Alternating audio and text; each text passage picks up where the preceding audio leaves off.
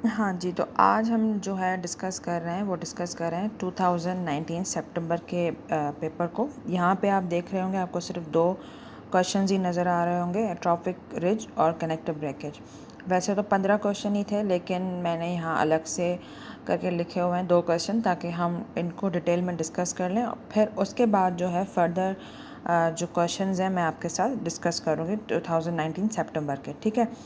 अब अगर बात करते हैं एट्रॉपिक रिज की, जो पहले भी मैं अपनी प्रीवियस वीडियो में एट्रॉपिक रिज के बारे में बहुत कुछ डाल चुकी हूँ, आप वहाँ से देख लीजिएगा प्रीवियस वीडियोस में। मैं यहाँ पे सिर्फ आपको बताऊँगी कि कौन कौन से क्वेश्चंस की पॉसिबिलिटी होती है इस स्टेशन में ना, एट्रॉपिक रिज के।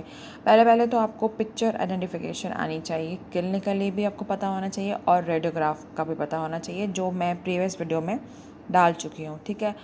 उसके बाद आपको कॉजेज़ पता होने चाहिए, जो आपके एक जब जो बुक है आपकी कंप्लीट डेंचर की, वहाँ पे एक चार्ट बना हुआ है, मैं आपको वहाँ से भी वो चार्ट दिखा दूँगी, जिसमें कॉजेज़ लिखे हुए हैं, different causes, systemic, metabolic and prosthetic causes क्या होते हैं एट्रॉपिक रिज के, वो वहाँ से आपको देखने हैं, ठीक है।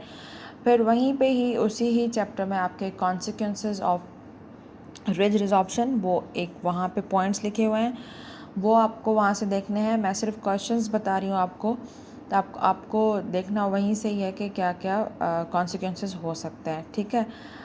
उसके अलावा इम्प्रेशन टेक्निक्स इम्पॉर्टेंट होती हैं। आपको इम्प्रेशन टेक्निक्स पता होनी चाहिए कि टॉपिक रिज में कौन कौन सी यूज़ होती हैं।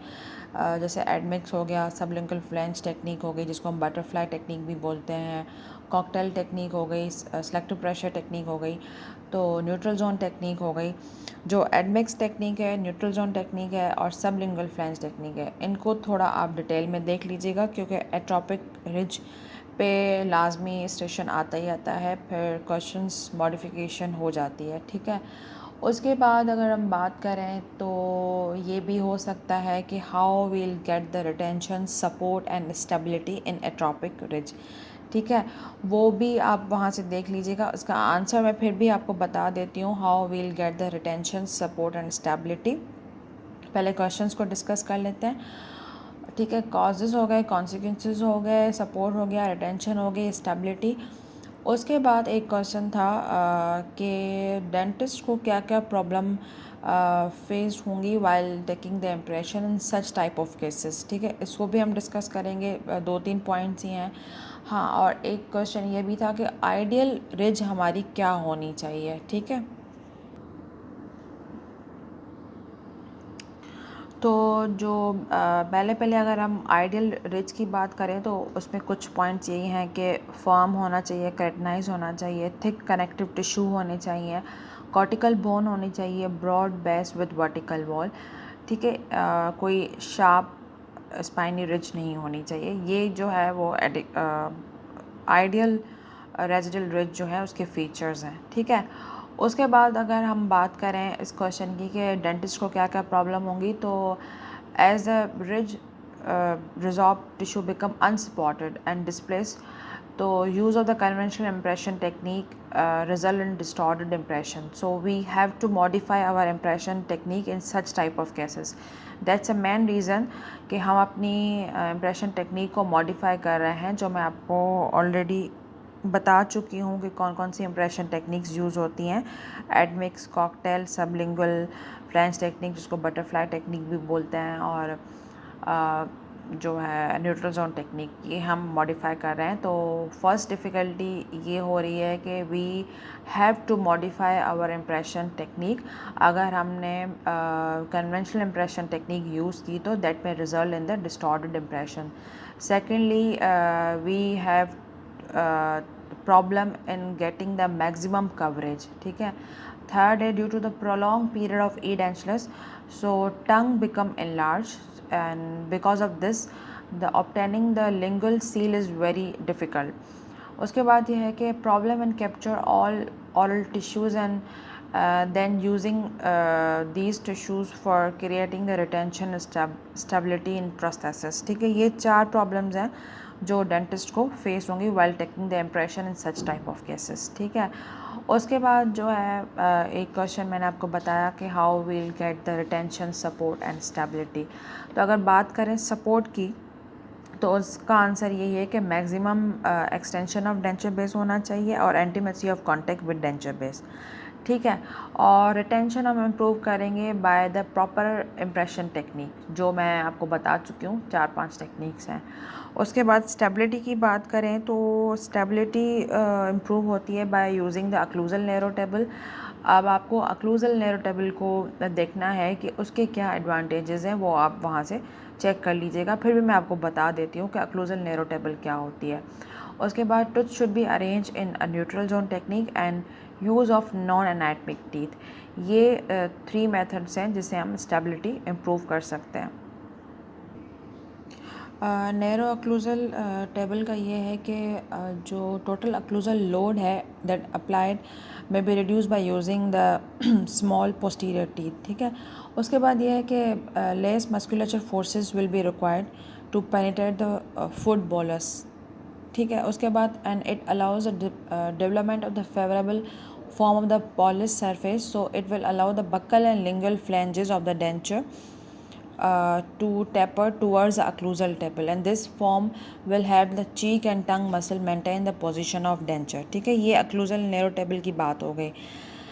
उसके अलावा जो आपको सेकंड क्वेश्चन यहाँ पे नज़र आ रहा है कनेक्टर ब्रेकेज का, वो जो आपकी बुक है रोजन शेल बोल दें, रोजन स्टील बोल दें, वहाँ से पिक्चर ली गई थी।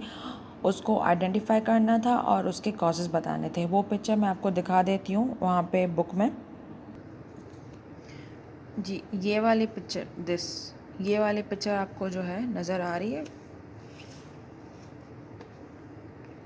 ये वाला एरो जो है ये था, वहाँ पे ये पिक्चर थी एग्ज़ाम में, ये देख लें आप फोकस में। ठीक है,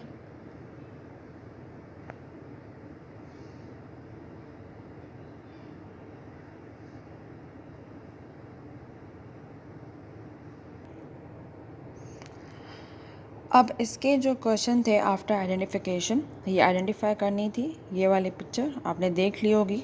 ठीक है, उसके बाद इसके आइडेंटिफिकेशन के बाद जो है वही बताना था कि ब्रोकन कनेक्टर है ये। अब उन्होंने पूछे थे कि कोई भी 6 आपको बताने थे क्या कॉजेज़ ऑफ कनेक्टर ब्रेकेज। तो उसमें ये आ गया, फर्स्ट ये improper selection of connector, second है thin metal at connector, third है incorrect selection of solder, fourth है पोरोसिटी, फिफ्थ है इनसफिशेंट मेटल अराउंड, सिक्स है defective occlusal contact over thin connector. ठीक है, ये मैंने आपको 6 कॉजेज़ बता दिए हैं। फिर भी आप जो है इसके नीचे जो चीज़ें लिखी हुई हैं एक बार आप रीड कर लीजिएगा। ये सारा पिक्चर यही थी, पॉसिबिलिटी है कि ये आ सकता है क्योंकि ये न्यूज़ स्टेशन है। ठीक है, अब उसके बाद जो है आपको डायग्नोसिस करना है, जो वेजेस हैं आप उससे डायग्नोसिस कर सकते हो उसको कनेक्टर ब्रेकेज को, कि ये पॉसिबल क्वेश्चन से इन कनेक्टर ब्रेकेज। ठीक है, ये 2019 में आए हुए हैं कनेक्टर ब्रेकेज का। अब ये स्टेशंस हैं जो 2019 में आई हुई थी। मैंने आपके साथ एट्रोपिक रिज के क्वेश्चंस डिस्कस किए हैं और ये जो 4th स्टेशन है ये वाला कनेक्टर ब्रेकेज शेयर किया। ठीक है, अलग से लिख के। अब ये मैं आपको दिखा देती हूँ, इसमें जो है ये क्वेश्चंस आए हुए थे। एट्रोपिक रिज जो डिस्कस हो गया, सेकंड था रेट्रोमोलर पैड और उसके इंडिकेशंस, ये भी मैं आपको बता दूंगी। थर्ड था कॉम्बिनेशन सिंड्रोम, फोर्थ है कनेक्टर ब्रेकेज आइडेंटिफाई। ठीक है, ये वहीं से पिक्चर मैंने लिखा हुआ है साइड में, रोजेंशियल बुक से ली गई है। Fracture of porcelain, fracture of the porcelain causes, patient related causes क्या होती हैं, मैनेजमेंट अदर देन किट। ठीक है, ये भी मैं आपसे डिस्कस कर लूँगी क्योंकि ये हर साल ही क्वेश्चन आ रहा है ना, इसकी एक अलग से वीडियो बना दूँगी। Crown fits on caste but not in patients mouth, ये मैं प्रीवियस वीडियो में शेयर कर चुकी हूँ, वो आप वहाँ से चेक कर लीजिएगा। क्वेश्चन नंबर 7 है एलॉयज़, गोल्ड एलॉय की डेफिनेशन थी, डक्टिलिटी, मैलेबिलिटी, ये सारा रिगार्डिंग गोल्ड था। क्वेश्चन नंबर 8 आप देख रहे हैं, इसमें है राइटिंग प्रॉब्लम होगी, मैं रीड कर लेती हूँ। Innovation and complete denture and old age patient, इसमें ये पूछा गया था कि what are the aesthetic consideration in complete dented patient और एस्थेटिक फॉल्ट्स क्या होंगे, और आप इनोवेशंस जो है ओल्ड एज पेशेंट में क्या कर सकते हैं ताकि उनकी एस्थेटिक इम्प्रूव हो जाए। ठीक है, उसके बाद ये question number 9 trial and complete denture, जो ट्रायल का चैप्टर है ऑलमोस्ट पूरा ही पूछ लिया था। जो हम क्लिनिकल करते हैं ट्रायल में हम क्या क्या चीज़ें देखते हैं वो भी डिस्कस कर लेंगे। उसके अलावा क्वेश्चन नंबर 10 मोनोप्लेन अक्लूजन, ये भी मैं प्रीवियस वीडियो में डाल चुकी हूँ। मोनोप्लेन अक्लूजन की picture, identification, indication, advantages, disadvantages सब डाल चुकी हूँ। ठीक है, क्वेश्चन नंबर 11 मैंडिबुलर टोराई, इसका मैं बता दूंगी लेकिन पिक्चर इसकी मैं डाल चुकी हूँ।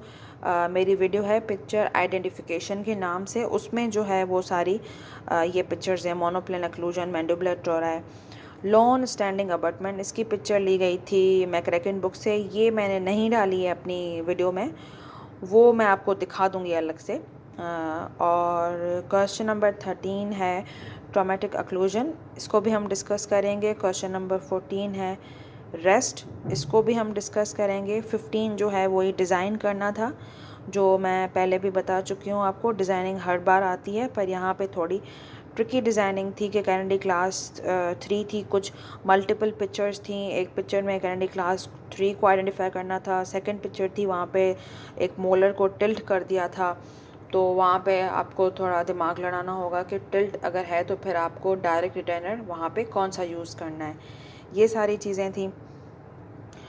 हाँ जी, तो आज जो मेरा मेन फोकस था वो 2 स्टेशंस पे ही था, एट्रोपिक रिज और कनेक्टर ब्रैकेट, जो मैं आपके साथ डिटेल में डिस्कस कर चुकी हूँ। फर्दर स्टेशंस को हम अपनी नेक्स्ट वीडियोस में जो है मैं आस्ता आस्ता डिस्कस करती जाऊँगी। और एट्रोपिक रिज के लिए आप मेरी प्रीवियस वीडियो ज़रूर देखें, उसमें मैंने बहुत सारी जगहों पे बहुत सारे क्वेश्चंस डाले हुए हैं। जो जो क्वेश्चंस की पॉसिबिलिटी है वो डाली हुई है मैंने वहाँ पे। अभी मे भी मैं कुछ भूल गई हूँ, जैसे अभी मुझे याद आ रहा है एडवर्ड क्लासिफिकेशन मैंने डिस्कस नहीं की, वो मैंने अपनी प्रीवियस वीडियो में डाली हुई है। कुछ रेडियोग्राफ्स डाले हुए हैं, बहुत सारी चीज़ें जो एट्रोपिक रिज में है मैंने डाली हुई हैं, क्योंकि हर बार ये स्टेशन आता है और हर बार डिफरेंट क्वेश्चंस होते हैं। तो ये आप देख लीजिएगा एट्रोपिक रिज का मेरी प्रीवियस वीडियो में, और नेक्स्ट वीडियो मैं जल्दी ही अपलोड करूँगी बाकी फर्दर स्टेशंस की डिटेल के साथ। तब तक अल्लाह हाफ़िज़।